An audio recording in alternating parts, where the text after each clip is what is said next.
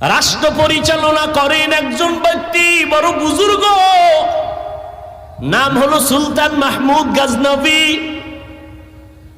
সুলতান মাহমুদ গজনবী একদিকে রাষ্ট্র চালায়, রাজনীতিবিদ নেতা, অন্যদিকে তাহাজ্জুদের মুসাল্লার বুজুর্গ।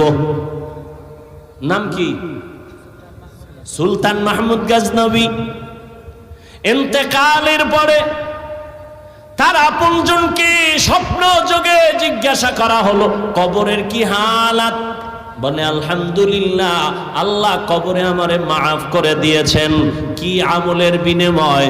বলে এমন বড় কোনো আমল না, একটা ছোট আদো বলা কাজের কারণে আল্লাহ মাফ করেছে। কি সে কাজ?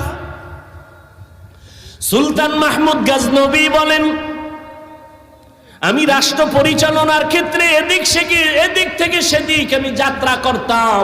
কোথাও যাওয়ার পথে একদিন রাতের বেলা গভীর আমি যাত্রা বিরতি করলাম।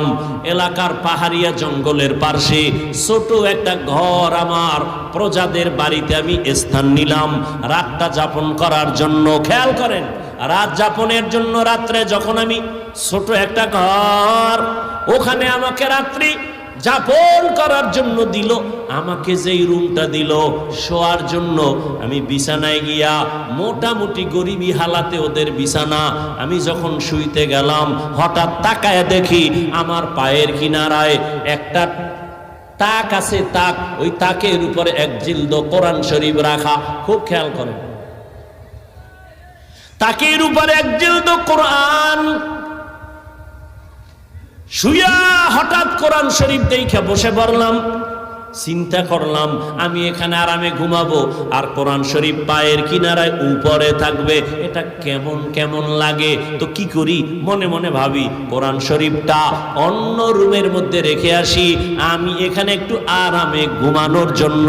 আমি এবার বসা থেকে উঠে গেলাম, উঠিয়া তাকের থেকে কোরআন শরীফটা হাতের মধ্যে নিলাম অন্য রুমে রাখার জন্য।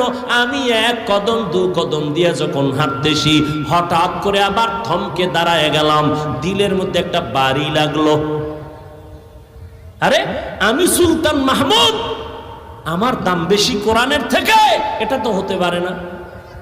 আমি আরামে ঘুমাবো, কোরআন শরীফ দূরে রাখবো, এটা ময়লা রুমের মধ্যে আমার আরামের জন্য না।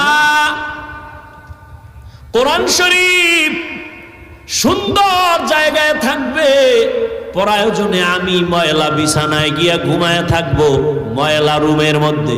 আমি আবার ব্যাক করলাম, ব্যাক কইরা আল্লাহর কোরআনটা